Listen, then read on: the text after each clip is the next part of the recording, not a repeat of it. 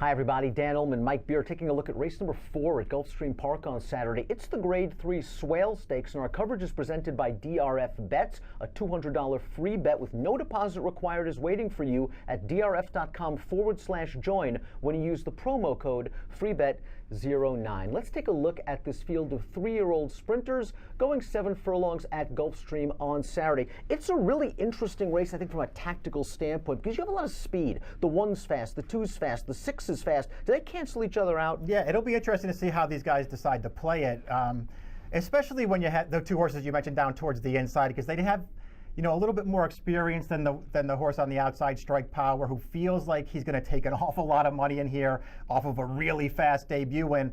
That horse almost feels like Strike Power, like he's got to come out of there running. It'll be interesting to see how the 1 and the 2 play off that horse. 7-5 on the morning line for the number 6 Strike Power, a Keeneland graduate who just went gate to wire and surprised a lot of folks at 12-1. Most surprising of all, a 102 buyer speed figure. Personally, when I see first-time starters earn 100-plus buyer speed figures, I'm a little bit wary because you're always trying to project improvement on the buyer scale. I have a hard time imagining Strike Power popping a 110 in start number 2. That's gun runner territory. But a regression even just 10 points off that number wins the Swale. Yeah, true enough. We'll see if he can back that debut up. Listen, I don't have any knocks on his debut. He broke from the rail in that race. He got right to the front with the best speed, and it came back fast. It was also at 5.5 furlongs. It felt like that was a day. Speed on the inside was pretty good. He was on his wrong lead almost the entire stretch. He did change it right at the wire, but it was very late in there. Now he's got to go 7. I like that he's drawn outside. I like that it looks like he's got a fair amount of ability for a trainer who's just feels like Mark Hennig all of a sudden can do no wrong. But this is a really tough spot for this horse. If he's going to be, you know, in that 6-5 territory, even money territory in this race, I'm going to try and beat him. I agree with you about that inside speed favoring track. Would Strike Power have won on a fair track? Probably. Was he flattered a little bit by the track, you know, owing to that impressive performance? Perhaps, and something to think about at a short price. The number 1, Diamond King. Well, the story with Diamond King is when the jockey stays on, he's pretty good. He's 3 for 3 when the jockey stays on. Obviously lost when the jockey came off.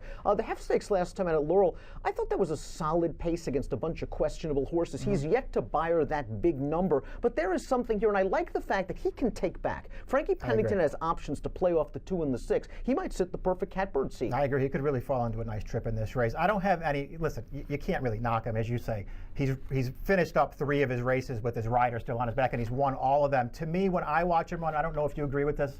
I'd like to hear your take on it.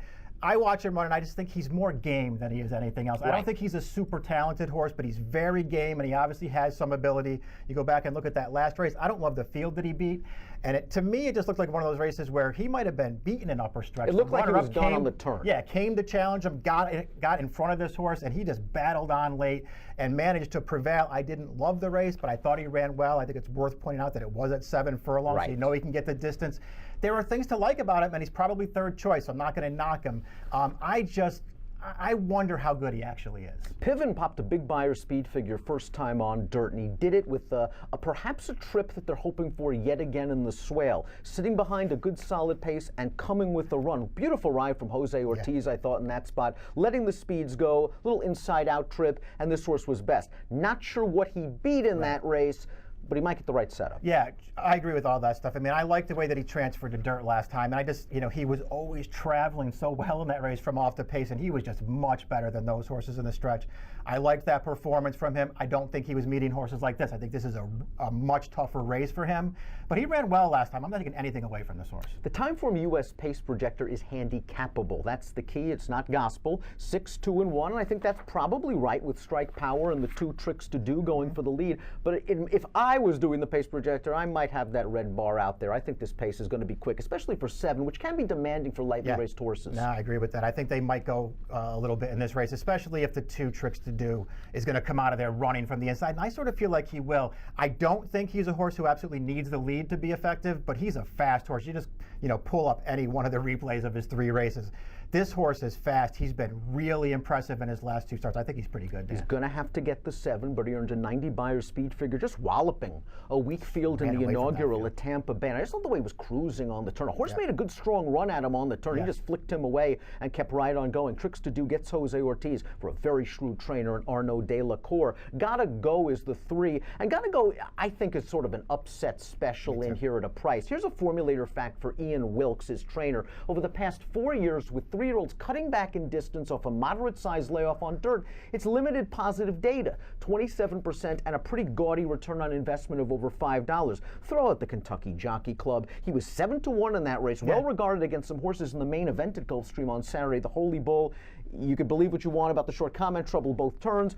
His race 2 starts back in the street sense, though. I think he showed that he can step with these kind of horses, and he's going to be running at the end. And if you believe this pace is fast and the last run is the best run, maybe Gotta Go makes the last run. Yeah, this is the horse who, if I'm not really sold on the morning line favorite Strike Power. Not that I, weigh against him, but I'm not really sold on him. And I didn't love the one, although I think he can win.